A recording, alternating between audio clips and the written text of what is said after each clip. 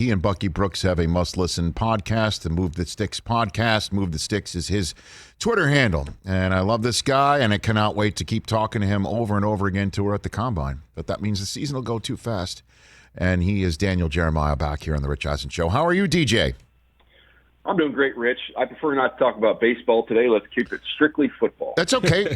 We could talk American League baseball, certainly, since my Yankees are right on the trail of the Red Sox at Brockman's, and they play 2 today in a little day-night doubleheader. By the end of the day, big day. Sun sets tonight. Yankees could actually have caught up and potentially even gotten past the Boston Red Sox in the loss column today. So I'm happy to talk about the American League baseball, if you don't mind. I can do some American League stuff. And by the way, any of your listeners can throw the baseball more than 85 miles per hour. We could use you right now because we are a little light in the pitching department. Oh, boy. David Weathers' kid not getting it done anymore, huh? So you're saying? He's had a rough stretch here. A little bit of a rough stretch. Padre fan Daniel Jeremiah here on the Rich Eisen Show. Okay, so give me a standout performance from preseason weekend number 1 that you think is actually an indicative and a bright shining light here for somebody. Give me something for you. Yeah, I'm going to go. Let's go through the rookie quarterbacks, Rich. Go for it. And what I did is I went through and watched all the tape of the 5 rookie quarterbacks, and I took all my notes, but then I tried to, for simplicity purposes here, just to narrow it down to 2 words. So like the takeaway in 2 words from each of the quarterbacks. So we start with Trevor Lawrence. The 2 words I wrote down were just clock adjustment. Like that's, all the abilities there. You see the touch, you see the arm strength on some of the out throws. But to me, he's good. He's among all the quarterbacks that you watch, these rookies, he's got to adjust his clock and speed it up a little bit. It just, to me, it was a tick slow with how he was operating. Some of the pocket stuff, he wasn't super comfortable in there. That's going to come with just more reps under duress, which he did not get a lot at Clemson. But that, to me, is going to be the big adjustment for him, is clock adjustment. Well, I mean, it's better happen fast or he might not be named the starter, Daniel. Don't you think? Yeah, I like his chances. I do like his chances, too. Yeah. All right, so matriculate your way down your list, if you don't mind. Yeah, let's go to Wilson. To me, Rich, I just wrote down smooth operator. Everything was just very smooth and poised and comfortable. Got his feet in the ground, delivered the ball accurately, knew where to go with the football. A couple plays, they're missing some linemen. A couple of them, the pocket's collapsing on him. He gets the ball out to where it needs to be. Some big third downs. And there was no razzle-dazzle plays. That's what you kind of was fun watching him at BYU, was all the creative stuff. This was simply just operate the play and did it in a very smooth and efficient manner. So I thought, for some of the stuff that you read coming out of camp and this, that, or the other, he got out there in a preseason game. I know it's not the starters, but with the kind of the live bullets around him, I thought his pulse and heart rate was very low. Okay, so was that a Sade reference? Is that what you're saying for Zach Wilson? Yes, I did. I could carry that tune, but I'm a little bit nasal right now. I don't think No worries. No worries. By the way, I think I got a nod out of you. I got a nod out of you, TJ Jefferson, right? Didn't expect that one coming. Certainly in reference to Zach Wilson. Cut me out of the field. Okay. Now, I guess move on to Trey Lance if we want to go from order of drafting. I'll go to Trey Lance, although I almost wanted to go coast to coast, LA to Chicago, and go straight to field. But Ladies and gentlemen, Daniel Jeremiah. TJ standing up for that one. Yeah. Well done. That, by the way, it's now officially in our head the rest of the day. The whole time. I'm already doing it. Wow. Good Lord. All right, Trey Lance, what do you got? What do you got for me? Trey Lance, I wrote down raw power. I mean, you talk about the ball coming off somebody's hand. I mean, it was juicy. Just how much force and velocity he has. The throwback touchdown, everybody saw that, the 80-yard throw. There's some other balls, on the move and in the pocket. The ball just jumps out of his hand. I mean, he has got a huge arm. So raw power is what I wrote on there because there is the raw part of it. He held the ball a little bit. The offensive line he was playing behind was not good.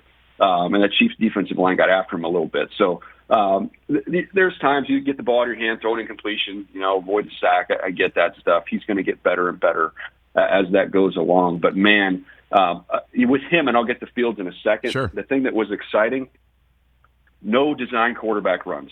Like that's a whole other universe that they aren't even tapping into in these preseason games. They're just letting these kids play from the pocket. Then they're booting them and letting them get outside and make some plays.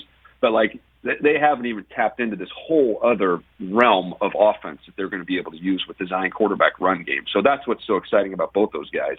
But with Trey Lance, yeah, there's some touch. He can improve on some touch and some intermediate stuff. He's going to Colleen Wolfe needs to stay far away from Trey Lance because if Kurt Warner broke one of her fingers, Trey Lance might break her whole hand. That's pretty wild, man. I know there's an interesting moment on our network. So just pausing in this, the fact that you're not seeing the boots and the run from the quarterback from those play calls, that's purposeful because you want to see these guys just do the basics and get their footwork, or are they just trying to hide it because that stuff's coming for somebody that might start week one? Like, walk me through that. I don't think you want to give away carries for free, So, in other words, I'm not going to have my quarterback take punishment in a game that doesn't matter. Right. So I'm not going to, I'm not going to call a quarterback powered or a quarterback read down the red zone, let him run and take punishment. You're just not going to do that in this setting. So that's what is going to give defenses a whole lot more to think about once you start incorporating that. So they moved the pocket. I mean, there were some boots and waggles and things like that, but they didn't, there was no quarterback power called. Both these guys did a lot of that in college, and I'm sure it will be part of what they do in the NFL. And then Daniel Jeremiah here on the Rich Eisen Show. Justin Fields, his performance, when he got in against the Dolphins, was clearly the one that got much of the attention because of his performance, as well as the team that he's performing for that's been desperate for a quarterback of his apparent caliber. What do you make of his performance? The two words I summed up were poise and playmaking. I thought, in almost all these guys, it was just very relaxing, very calm. But then he mixed in just the playmaking ability. Pocket breaks down, he's out the back door, he's running for a touchdown. What would be scrambles for, 3 to 5 to 6 yards for quarterbacks, he turns into 21, 22-yard gains. The touchdown, I don't put too much into the touchdown. I was a schemed winner on the throw to the tight end who was completely naked. But he made a nice throw there. But he threw a corner route that was dropped earlier on in the game that was probably the best just pure in-pocket throw of any of the quarterbacks for the week. It was just beautiful, and the guy didn't bring it down. So poise and playmaking. Now, it's not perfect. I think some have, made it sound like this was just the most unbelievable performance you've ever seen. I mean, he did fumble the ball. He had a ball that probably should have been picked off. But overall, again, poise and playmaking, Rich. I mean, this is it's not big for him. It did not look big for him at all. Daniel Jeremiah here on the Rich Eisen Show, walking through the first preseason week assessment of the first-round drafted quarterbacks. That leaves us with Mac Jones in New England. What'd you write down for him? Yeah, I wrote down completion collector. Like that's how he plays. That's who he is. I don't think that Mac Jones translates to all 32 teams. I think he was going to be very dependent on where he went and how they used him. And I don't know that you could handpick a better spot for him than New England. They're going to run the ball a lot. They're going to get the ball out of his hands quickly, whether that's off play action, then get your foot in the ground, make a quick decision, get the ball out, or they did some empty, get back there and just let him diagnose, see, and get the ball out of his hand. He does not have wow arm strength. He's not going to overpower you with these big-time power throws, but he makes good decisions. He showed good touch, and he's just gonna rack up a bunch of completions, and that's the formula for how they're going to play in New England. So, kind of look at the broader sense of him versus Cam. This team is kind of designed to play with a guy like Mac Jones. I mean, he fits them better than Cam does. I think they're going to be able to run the ball. They have an offensive line that's built to run it. You're going to see a lot of two backs, a lot of two tight ends, and they're going to run, and then they want somebody to make good, efficient decisions and throw the ball accurately, and that's really who he is. And also, you could also say that they're a perfect fit for him because whatever Belichick might be throwing at him, we don't know. It can't be any different than what Saban threw at him, right? I mean, exactly. It's honestly like his skin must be already so Saban thick that whatever Belichick might be coaching him hard or tough love or anything like that, it can't be anything he's never seen before, right? No, I would say the only difference from those two coaches, maybe the volume. I think Nick might give you a little more volume with the discussion, whereas Belichick might be a little bit understated. I don't know what's scarier.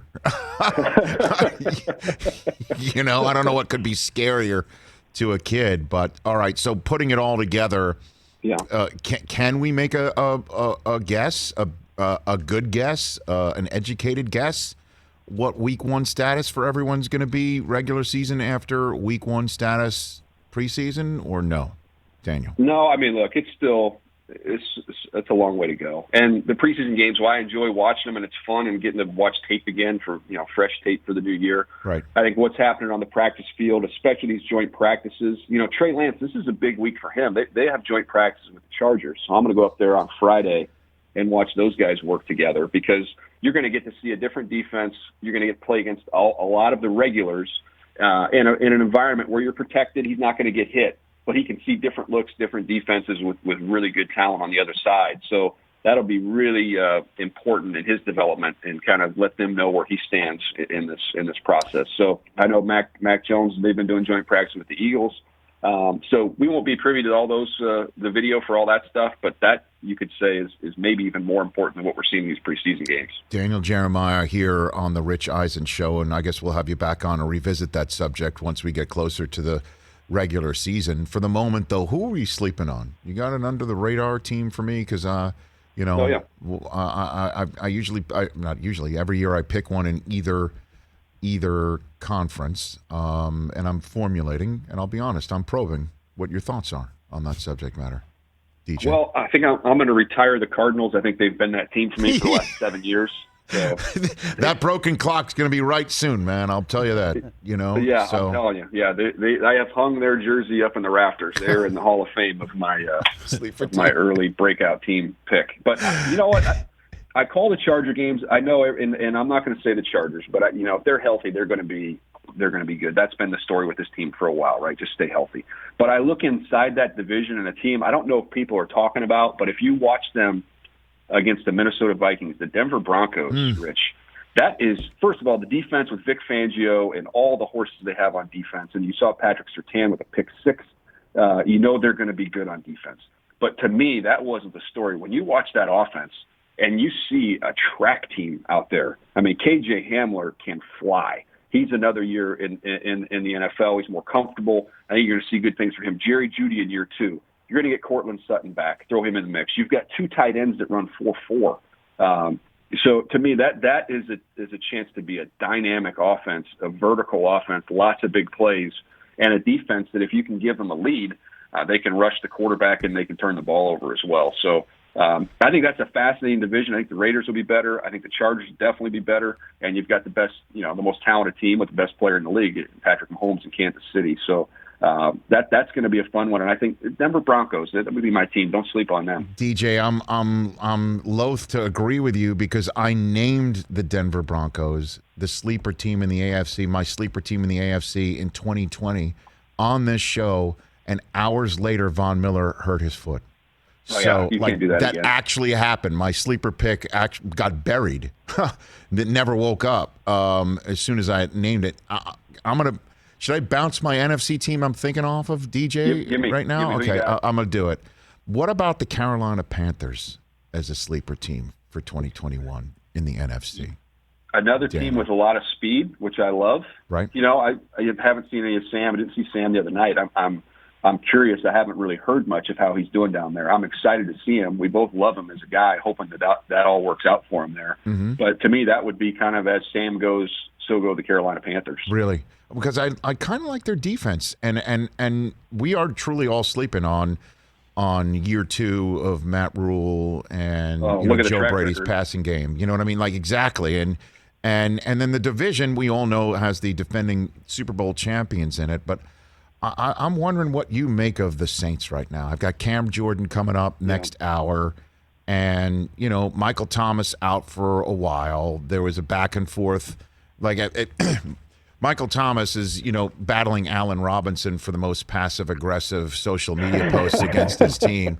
In terms of dynamic top wide receivers, it is right now. So and then of course the quarterback spot post Breeze. What do you make of that conversation with the Saints, Daniel Jeremiah? So, Rich, I don't know, and I peg probably Del Tufo for more of a donut guy than either you or Brockman. Very good. I don't know if you are you a plain donut guy or are you a sprinkled donut guy? Well, DJ, I'm going to go off the board here. I'm more of a jelly donut guy, which doesn't have the hole in it, which might actually poke a hole in where you're going with your analogy. Totally, right now. yeah, totally going to ruin the analogy. Custard. So we'll just pretend that you said you like sprinkles. Yes, let's do that then. You can have a Jameis donut with Taysom sprinkles, or you can have a plain Taysom donut. Like I'd rather have the Jameis donut with some Taysom sprinkles. To me, that's just that gives you two. It's a 2-for-1 special. The problem is a donut is the number 0, DJ. And hopefully that's 0 turnovers. Well, we got 6 to go. Well. Keep the bakery theme going here. So no, I understand that, but put it all together, and I'm genuinely concerned about the Saints' viability this year. I'm beginning to get that feeling, and I don't know. I eventually land on I trust Sean Payton to make it right, but I'll just leave the floor to you. You want to play right. Here's a game for you. Okay. If you played the bubble wrap game, like you needed one player to be put in bubble wrap to guarantee that he does not get hurt or you're in big trouble. Alvin Kamara is the bubble wrap guy. Like if anything happens to him, this all of a sudden is an under 500 football team. I mean, they don't have any weapons. So that to me is he is going to be force fed and he is going to have a monster year to help kind of carry this offensive load because it's there's not a lot of playmakers when you look around outside of him. You just can't give me an idea. I think we're going to have to do this. We have a segment open later on in the show. Let's do top 5 bubble wrap guys in the NFL. Alvin Kamara is one of them, no question about it, because without him, right, that's the general sense. Although you do never know who might be, under wraps that Sean Payton will unveil, but that is definitely something to think about. All right, well, have a good time up there with Shanahan and the Hall of Famer Lynch and everybody up there, and let's connect over the next couple weeks and get your thoughts right before the season, if you don't mind, Daniel. I appreciate you. It's great to catch up, Rich. You got it. Right back at you. Move the Sticks podcast with Bucky Brooks. Daniel Jeremiah at Move the Sticks on Twitter and Instagram. Hey, you watched all the way to the end. Thanks for that. Watch more right here.